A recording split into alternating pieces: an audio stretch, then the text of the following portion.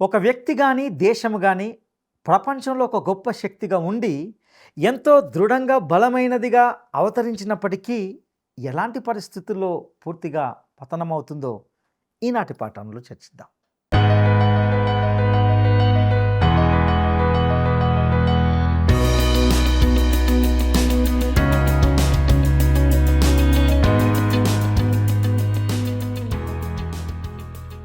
ప్రియమైన స్నేహితులారా, word రిసౌండ్స్ today పక్షంగా నేటి ఈ కార్యక్రమానికి మిమ్మల్ని ప్రేమతో ఆహ్వానిస్తున్నాం. యెహెజ్కేలు గ్రంథ ధ్యానాలు మీకు ఆశీర్వాదకరంగా ఉన్నాయని భావిస్తున్నాం. ఈనాటి పాఠంలో మనము ఐగుప్తు మీద దేవుడు ప్రకటించిన తీర్పును గూర్చి తెలుసుకుంటాం. ఇక సందేశాన్ని విందామా మరి? నిత్య ప్రేమతో నన్ను ప్రేమించెన్, నిత్య ప్రేమతో నన్ను ప్రేమించెన్, తల్లి ప్రేమను మించినదే, లోక ప్రేమను మించినదే. నిన్ను నేను ఎన్నడు విడువను, నిన్ను నేను ఎన్నడు విడువను, నిత్యము నీతోనే జీవింతు, సత్య సాక్షిగా జీవింతు.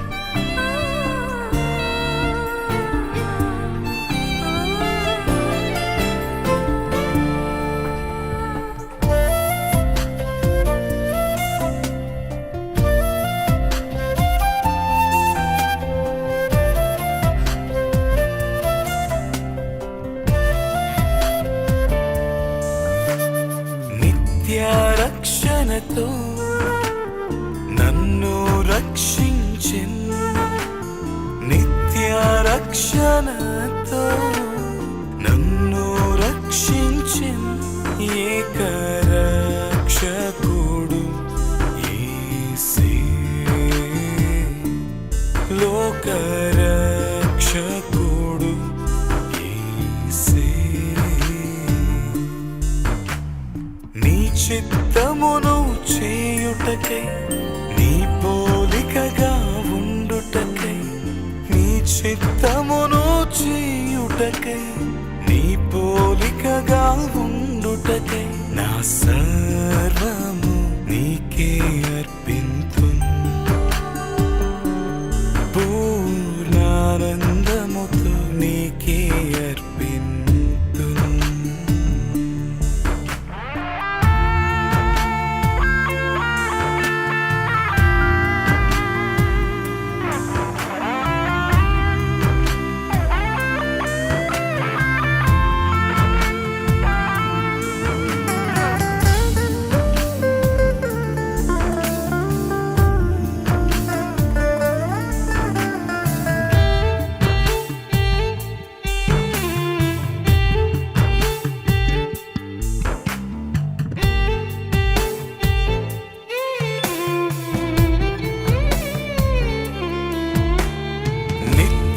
రాజ్యములో నన్ను చేర్పించన్, నిత్య రాజ్యములో నన్ను చేర్పించన్, మేఘరథములపై రానయ్యున్నాడు,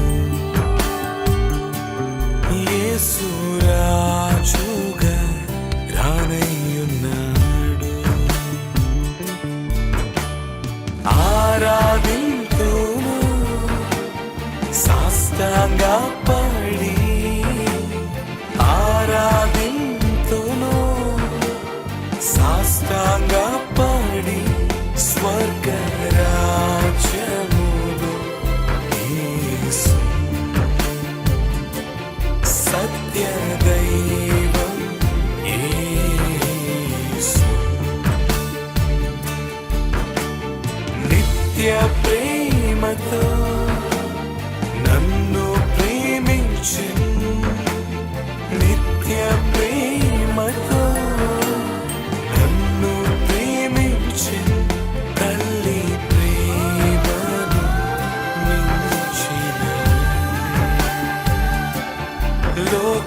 ప్రేమను మించినదే.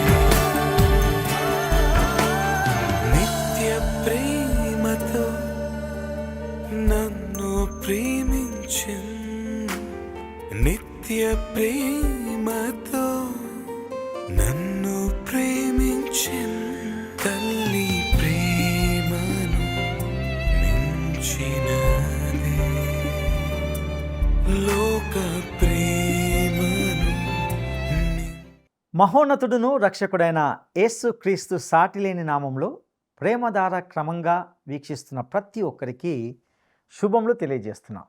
నేటి మన ధ్యాన భాగంగా ఈ పాఠంలో యెహెజ్కేలు గ్రంథము 29-30 అధ్యాయాలను ధ్యానించుకోబోతున్నాం.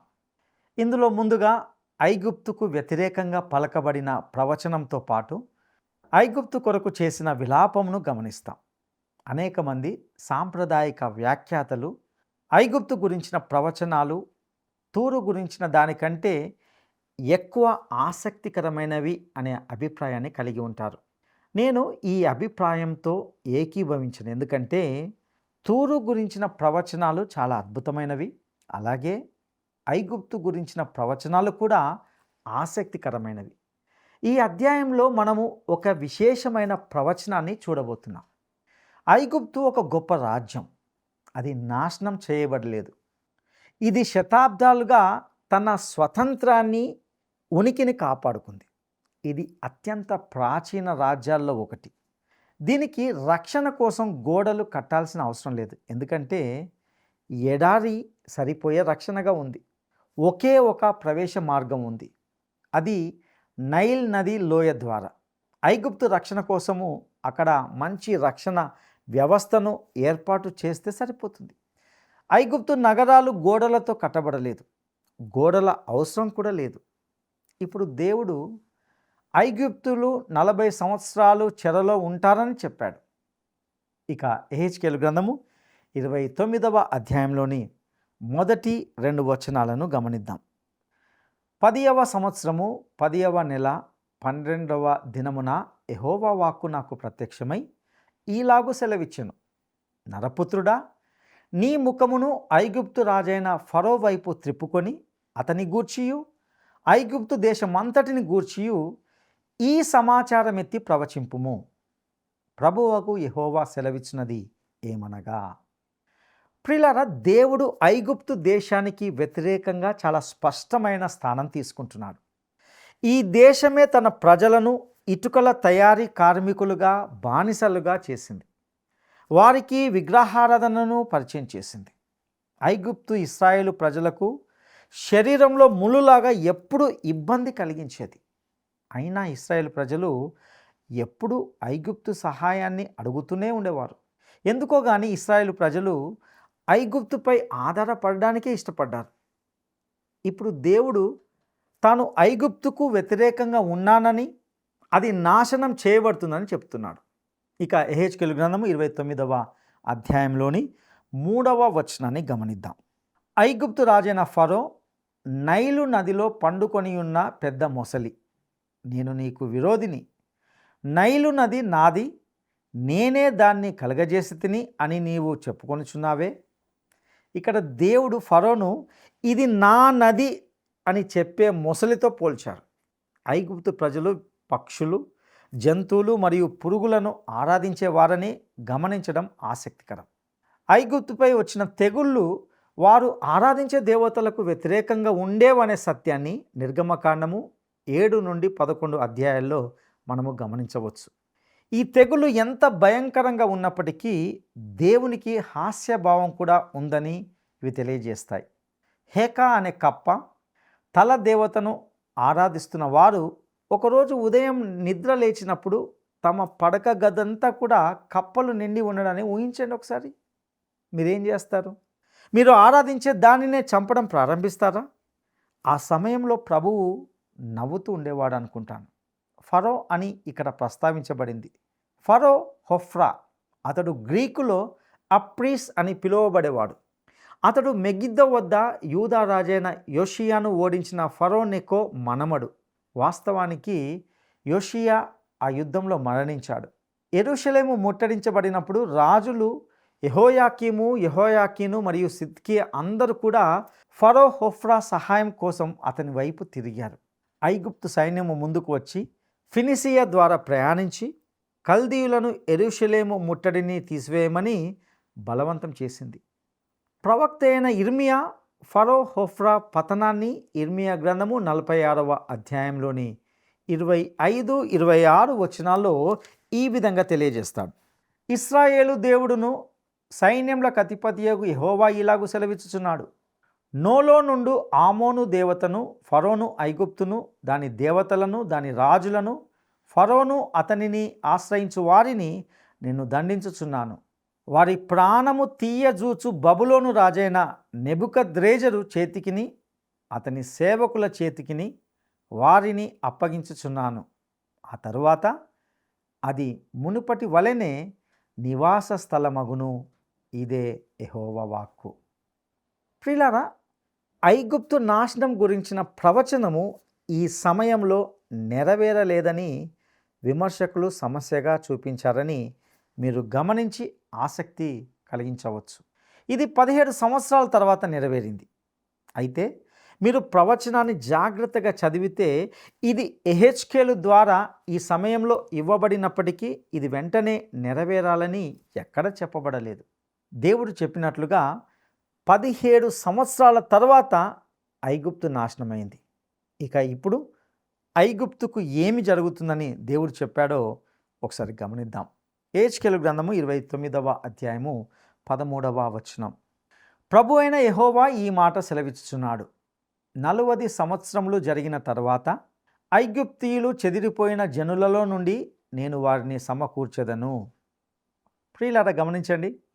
సరిగ్గా 17 సంవత్సరాల తర్వాత బబులోను రాజైన నెబుకద్నెజరు వచ్చి ఐగుప్తీయులను బందీలుగా తీసుకున్నాడు. వారు 40 సంవత్సరాలు చెరలో ఉన్నారు. ఇశ్రాయేలు వలె 70 సంవత్సరాలు కాదు. ఇక యెహెజ్కేలు గ్రంథము 29వ అధ్యాయంలోని 14వ వచనాన్ని గమనిద్దాం. చెరలో నుండి వారిని తోడుకొని పత్రోసు అను వారి స్వదేశంలోనికి వారిని మరలా రప్పించదను. అక్కడ వారు హీనమైన ఒక రాజ్యముగా ఉందురు. ఇప్పుడు ఆ తర్వాతి వచనాన్ని జాగ్రత్తగా గమనించండి. యెహెజ్కేలు గ్రంథము 29వ అధ్యాయము 15వ వచనాన్ని మనం గమనిద్దాం. వారికను జనముల మీద అతిశయపడకుండునట్లు రాజ్యములన్నిటిలో వారు హీనమైన రాజ్యముగా ఉందురు. వారు ఇక రాష్ట్రముల మీద ప్రభుత్వం చేయకుండానట్లు వారిని తగ్గించెదను. ఐగుప్తు ప్రాచీన ప్రపంచంలో ఒక గొప్ప శక్తిగా ఉండేది. చరిత్ర ప్రారంభం నుండే గొప్ప రాజ్యంగా వెలుగొందింది. వారి స్మారక చిహ్నాలు మరియు సమాధులు వారి నాగరికత అసమానమైనదని తెలియజేస్తున్నాయి. ఈనాడు అనేక చరిత్రకారులు గ్రీకులు తమ జ్ఞానంలో గణనీయమైన భాగాన్ని ఐగుప్తీల నుండే పొందారని నమ్ముతారు.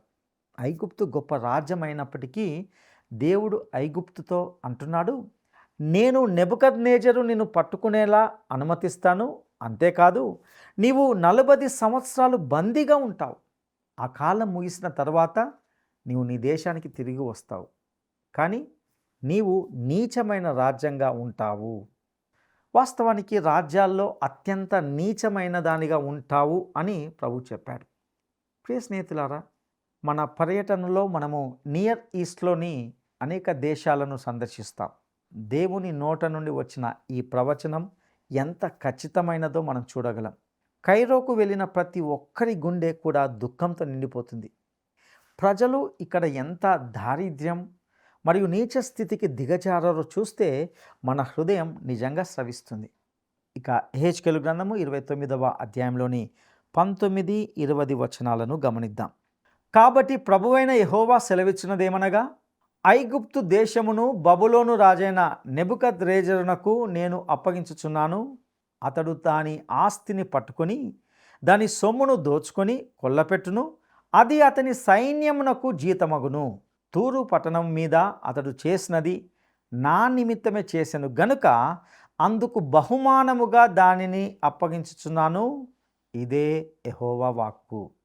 మీరు చూస్తున్నట్లుగా బబులోను ఈ అన్ని దేశాలను అనగా తూరు, ఐగుప్తు మరియు వాస్తవానికి ఇశ్రాయేలుతో సహా అన్నిటినీ జయించాల్సి ఉంది. బబులోను మొదటి గొప్ప సామ్రాజ్యంగా నిలిచింది. ఈ సత్యము మనల్ని 30వ అధ్యాయంలోనికి తీసుకొని వస్తుంది.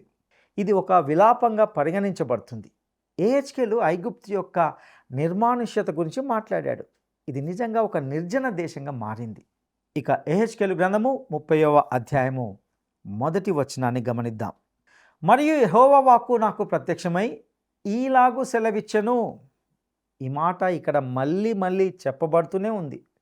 ఈ మాట ఈ గ్రంథంలో ఎన్నిసార్లు పునరావృతమైందో నాకు గుర్తులేదు, కానీ ఈ మాటలు ఎవరివి అనే సందేహము ఎవరి మనసులో కూడా ఉండకూడదు అని ఏహెచ్కేలు అనుకుంటున్నాడు.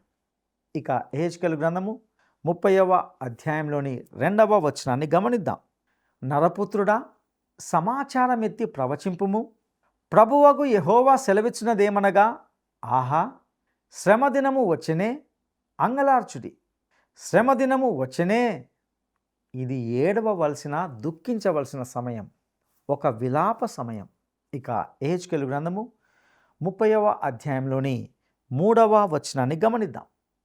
యెహోవా దినము వచ్చెను, అది దుర్దినము, అన్యజనులు శిక్ష నొందు దినము. ప్రియులారా, ఆంగ్ల భాషలో ఈ దుర్దినము మేఘావృతమైన దినంగా చెప్పబడింది. మేఘావృతం అనేది వారికి అసాధారణమైనది. ఐగుప్తు దేశంలో ఎక్కువ మేఘాలు ఉండవు. ఎందుకంటే ఆ ప్రాంతంలో ఒక అంగుళం కంటే ఎక్కువగా వర్షం పడదు. వారికి అవసరమయ్యే నీటి కొరకు నైలు నదిపైనే ఆధారపడతారు. వారు నైలు నదిలోని మొసలిని, అలాగే జంతు ప్రపంచంలోని ప్రతి దాన్ని ఆరాధించారని గుర్తుంచుకోవాలి. అన్యజనులు శిక్ష నొందు దినము అనేది దేశంలోకి వచ్చు దినము అని అనువదించడం సరైనది అని అనుకుంటున్నాను. మనము ఖచ్చితంగా అటువంటి రోజుల్లోనే జీవిస్తున్నాం. ఇప్పుడు ప్రపంచమంతటా దేశాలు నిజంగా ఒకలాగా కలియబెడుతున్నట్లుగా కదిలింపబడుతున్నాయి. ప్రియులారా, ఇక ఏహెచ్కేలు గ్రంథము 30వ అధ్యాయంలోని 4వ వచనాన్ని గమనిద్దాం. ఖడ్గము ఐగుప్తు దేశం మీద పడును, ఐగుప్తీయుల్లో హతులు కూలగా కూషు దేశస్థులు వ్యాకుల పడుదురు. శత్రువులు ఐగుప్తీయుల ఆస్తిని పట్టుకొని దేశపు పునాదులను పడగొట్టుదురు. కొన్నిసార్లు ఐగుప్తు మరియు ఇథియోపియా మధ్య స్నేహం ఉండేది. అయితే ఎక్కువ సమయము ఈ రెండు దేశాల మధ్య శత్రుత్వం మరియు యుద్ధాలు జరుగుతుండేవి. అనేక సాంప్రదాయిక బైబిల్ పండితుల నమ్మకం ప్రకారము మోషే ఫరో కుమార్తె కుమారుడుగా ఉన్నప్పుడు తర్వాతి ఫరో అయ్యేవాడు. ఒకవేళ అతడు అలా అయితే నిజంగా ఇథియోపియాపై దండయాత్రకు నాయకత్వం వహించేవాడు. ఇక ఏహెచ్కేలు గ్రంథము 30వ అధ్యాయంలోని 5వ వచనాన్ని గమనిద్దాం. కూషీయులను, పూతీయులను, లూదీయులను, కూబీయులను, నిబంధన దేశపు వారును, మిశ్రిత జనులందరూ ఖడ్గము చేత కూలుదురు. ఈ సమయంలో ఈ దేశాల మధ్య ఒక కూటమి ఉంది. కానీ అవన్నీ నిజమైన ప్రపంచ చక్రవర్తి అయిన నెబుకద్నెజరుకు లోబడిపోతాయి. వాస్తవానికి అతడు దానియేలు ప్రవచనంలోని 2వ అధ్యాయంలో పేర్కొనబడిన విధంగా 4 గొప్ప ప్రపంచ సామ్రాజ్యాల్లో బంగారపు తలగా ఉంటున్నాడు. ఇక ఏహెచ్కేలు గ్రంథము 30వ అధ్యాయంలోని 6వ వచనాన్ని గమనిద్దాం. యెహోవా సెలవిచ్చినదేమనగా, ఐగుప్తును ఉద్ధరించువారు కూలుదురు, దాని బలగర్వము అణిగిపోవును. మిగ్దోలు మొదలుకొని సెవేనే వరకు జనులు ఖడ్గము చేత కూలుదురు. ప్రియులారా, ఇశ్రాయేలు మాత్రమే కాకుండా ఈ ఇతర దేశాలన్నీ కూడా ఐగుప్తు సహాయాన్ని ఆశించాయి మరియు అవన్నీ కలిసి తీర్పును పొందుతాయి. ఇక ఏహెచ్కేలు గ్రంథము 30వ అధ్యాయంలోని 12వ వచనాన్ని గమనిద్దాం. నైలు నదిని ఎండిపోజేసి నేను ఆ దేశమును దుర్జనులకు అమ్మివేసెదను. పరదేశుల చేత నేను ఆ దేశమును దానిలోనున్న సమస్తమును పాడు చేయించెదను. యెహోవానైనా నేను మాట ఇచ్చి ఉన్నాను. మనము ఇంతకుముందు చూసినట్లుగా ఈ నదులు వాస్తవానికి నైలు డెల్టాలోని వివిధ శాఖలు. ఇవి అనేకమున్నాయి. ఈ సారవంతమైన ప్రాంతంలో కాలువలు కూడా ఉండేవి. అక్కడికి సమీపంలోనే గోషేను భూభాగం ఉంది. ఇశ్రాయేలీయులు మొదటిసారి ఐగుప్తుకు వచ్చినప్పుడు అక్కడే స్థిరపడ్డారు. ఇక ఈ వచనంలోని నైలు నదిని ఎండిపోజేసి నేను ఆ దేశమును దుర్జనులకు అమ్మివేసేదను అనే మాటను మనం గమనిస్తాం. ఐగుప్తు తర్వాత మహాచక్రవర్తి అయిన అలెగ్జాండరు వశమైంది మరియు అతడు మరణించిన తర్వాత అతని సేనాపతులు అతడు జయించిన దేశాలను తీసుకున్నారు. క్లియోపాత్ర అనే వ్యక్తి ఐగుప్తీయురాలు కాకపోయినప్పటికీ గ్రీకు అయినప్పటికీ ఆమె ఐగుప్తును పాలించింది. ఇక అదేవిధంగా ఇందులో పరదేశుల చేత నేను ఆ దేశమును దానిలోనున్న సమస్తాన్ని పాడు చేయించెదను అనే మాటను గమనిస్తాం. ఐగుప్తు పరదేశుల నియంత్రణలోకి వచ్చింది. వారు కాలువలు నిండిపోయేలా వదిలేశారు. నేను ఆ డెల్టా ప్రాంతంలోకి ఎప్పుడు వెళ్ళినప్పటికీ అక్కడి వారు ఆ ప్రాంతం నిజంగా ఒక చిత్తడి భూమిగా మారిపోయిందని చెప్తారు. దేవుడు ఆ ప్రాంతాన్ని వ్యర్థమైనదిగా చేస్తానని చెప్పాడు. అది ఇప్పటికీ అలాగే ఉంది. ఇప్పుడు ఇక్కడ మరొక విశేషమైన ప్రవచనం ఉంది. యెహెజ్కేలు గ్రంథము 30వ అధ్యాయంలోని 13వ వచనాన్ని గమనిద్దాం. యెహోవా ఈలాగు సెలవిస్తున్నాడు, విగ్రహములను నిర్మూలము చేసి నోపులో ఒక బొమ్మ లేకుండా చేసేదను. ఇక ఐగుప్తు దేశంలో అధిపతిగా ఉండుట కెవడనూ లేకపోవును. ఐగుప్తు దేశంలో భయము పుట్టించేదను. నోపులో ఒక బొమ్మ లేకుండా చేసేదను. నోపు అంటే మెంఫిస్ నగరం. యెహెజ్కేలు కాలంలో అది ఐగుప్తులోని గొప్ప నగరం. ఇది చాలా సంపన్నమైన నగరం. ఇక్కడ విగ్రహాలు అత్యధికంగా ఉండేవి. వీధులకు రెండు వైపుల విగ్రహం వెంబడి విగ్రహం ఉండేవి. అవి నగరం యొక్క అలంకరణగా ఉండేవి. మెంఫిస్లో ఉన్నని విగ్రహాలు ఎక్కడ లేవు. దేవుడు తాను మెంఫిస్ నుండి ప్రతిదీ అంతం చేస్తానని చెప్పాడు. మీరు వెళ్ళి ఈ రోజుల్లో చూస్తే ఇప్పుడు విగ్రహాల్లో అక్కడ మిగిలింది రమాసేస్ యొక్క ఒక పెద్ద విగ్రహం మాత్రమే. అది కూడా దాని వీపు మీద పడి ఉంది. ఆ విగ్రహాన్ని ఉంచడానికి చుట్టూ ఒక భవనం నిర్మించబడింది. అది మెంఫిస్లో మిగిలిన ఏకైక విషయం. దేవుడు తను చెప్పింది ఖచ్చితంగా చేశాడు. ఆయన అక్కడ విగ్రహాలను అంతం చేశాడు. ఇక ఐగుప్తు దేశంలో అధిపతిగా ఉండుట కెవడునూ లేకపోవును అనే మాటను ఇక్కడ గమనిస్తాం. ఐగుప్తులో ఇక రాజవంశము దాని వారసత్వం అంటూ ఏమీ లేదు. పాలకుల్లో గొప్పవారిగా పిలువబడడానికి ఎవరు లేరు. వారంతా ఇతర దేశాల సహాయము మరియు మద్దతు కోసం చూసుకోవాల్సి వచ్చింది. ఇక యెహెజ్కేలు గ్రంథము 30వ అధ్యాయంలోని 15వ వచనాన్ని గమనిద్దాం. ఐగుప్తునకు కోటగానున్న సీను మీద నా క్రోధము కుమ్మరించెదను. నోలోని జన సమూహమును నిర్మూలము చేసేదను. సీను మీద నా క్రోధము కుమ్మరించెదను అనగా సీను అనేది ఇది ఒకప్పటి ఐగుప్తు నగరమైన పెలుసియం. ఇప్పుడు పూర్తిగా ఇసుకలో మునిగిపోయింది. నోలోని జన సమూహమును నిర్మూలము చేసేదను అనగా ఇది నాటి థీబ్స్ నగరం. ఇది ఎగువ నైలులో ఒక గొప్ప నగరం. శిథిలాలు మిగిలి ఉన్నాయి, కానీ దాని గొప్పదనం పూర్తిగా అంతరించిపోయింది. దేవుడు తర్వాతి వచనాల్లో కూడా ఇప్పుడు పూర్తిగా అదృశ్యమైన ఐగుప్తు యొక్క గొప్ప నగరాల గురించి మాట్లాడుతూనే ఉంటున్నాడు. ఇక యెహెజ్కేలు గ్రంథము 30వ అధ్యాయంలోని 21, 22 వచనాలను గమనిద్దాం. నరపుత్రుడా, నేను ఐగుప్తు రాజైన ఫరో బాహువును విరిచితిని. అది బాగవుటకు ఎవరునూ దానికి కట్టుకట్టరు. అది కుదర్చబడి ఖడ్గము పట్టుకొనులాగున ఎవరునూ దానికి బద్ద కట్టరు. కావున ప్రభువైన యెహోవా సెలవిచ్చినది ఏమనగా, నేను ఐగుప్తు రాజైన ఫరోకు విరోధినై ఉన్నాను. బాగుగా ఉన్న దానిని, విరిగిపోయిన దానిని, అతని 2 చేతులను విరిచి అతని చేతిలో నుండి ఖడ్గము జారి పడజేసేదను. ఇక్కడ దేవుడు మరొకసారి ఐగుప్తు యొక్క పతనం ఎలా ఉంటుందో తెలియజేస్తున్నాడు. ఐగుప్తు పాలకుల చిత్రాలు ఎప్పుడు వారి చేతుల్లో రాజదండాన్ని పట్టుకున్నట్లు చూపిస్తాయి. రాజదండం వారి శక్తికి ప్రతీక. దేవుడు నేను ఐగుప్తు రాజైన ఫరో బాహువును విరిచి తిని అని అన్నాడు. విరిగిన చేతితో రాజదండం పట్టుకోవడం కష్టం. మరియు దేవుడు అది బాగవుటకు ఎవరునూ దానికి కట్టరు అని కూడా ఇక్కడ చెప్పాడు. బబులోను ఐగుప్తును జయించబోతుంది మరియు ఫరో దానిని ఎదిరించడానికి, ఆపడానికి శక్తిహీనుడవుతాడు. ఇవన్నీ కూడా అక్షరాల నెరవేరాయి. ప్రియులారా, ఈ యెహెజ్కేలు గ్రంథము ఒక ప్రత్యేకమైన ప్రవచనాత్మక సందేశంతో కూడిన గ్రంథం. అదేవిధంగా చరిత్ర సత్యాలతో కూడినటువంటి గ్రంథం కూడా. దేవుడు ఏదైతే తన ప్రవక్త ద్వారా సెలవిచ్చాడో అవన్నీ కూడా అక్షరాల నెరవేర్చబడ్డాయి. ఏది కూడా తప్పిపోలేదు. ఇక భవిష్యత్తుకు సంబంధించిన విషయాలు కూడా అక్షరాల నెరవేరుతాయి. ఎందుకంటే ఇది దేవుని యొక్క వాక్యం. ప్రియ సహోదరుడా, సహోదరి, నేటి ఈ సందేశాన్ని వింటున్న నీవు ఇవి దేవుని మాటలని నమ్ముచున్నావా? భూమి ఆకాశంలో గతించినప్పటికీ దేవుని మాటలు నిరంతరం నిలుస్తాయి. ఆయన మాటలు వినకుండా ఆయనకు ఎదురు తిరిగిన ఐగుప్తు దేశము తన గర్వమును బట్టి నాశనమైంది. అయితే వినయముతో దేవుని యొద్దకు వచ్చిన ప్రతి ఒక్కరిని ఆయన స్వీకరిస్తాడు, అంగీకరిస్తాడు. అట్టి కృప దేవుడు మీకు దయచేయనుగాక. దైవాశీస్సులు. ప్రార్థన చేసుకుందాం.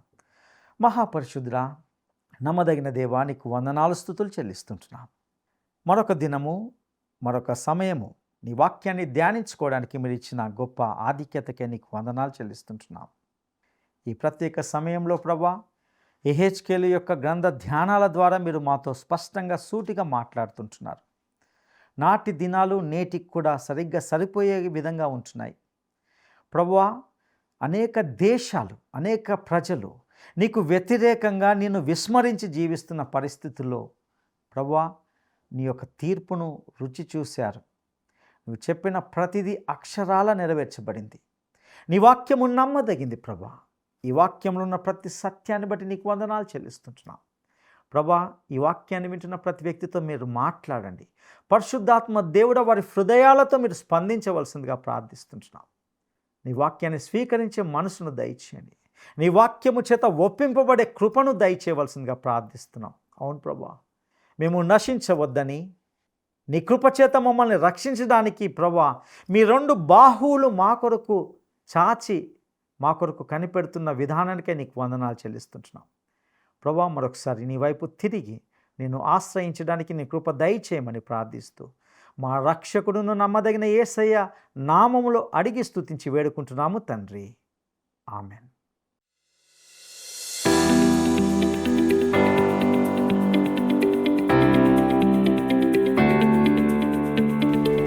దేవుడు ఐగుప్తీయులు ఎన్ని సంవత్సరాలు చెరలో ఉంటారని చెప్పాడు. దేవుడు ఐగుప్తీయులు ఎన్ని సంవత్సరాలు చెరలో ఉంటారని చెప్పాడు. 1 70 సంవత్సరాలు, 2 50 సంవత్సరాలు, 3 40 సంవత్సరాలు.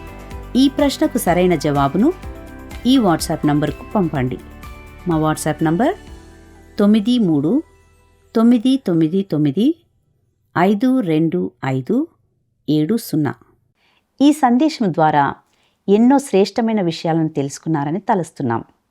ఇందులో నేర్చుకునే ప్రతి సత్యము మీ ఆధ్యాత్మిక జీవితాలకు దోహదకరంగా ఉన్నాయని భావిస్తున్నాం.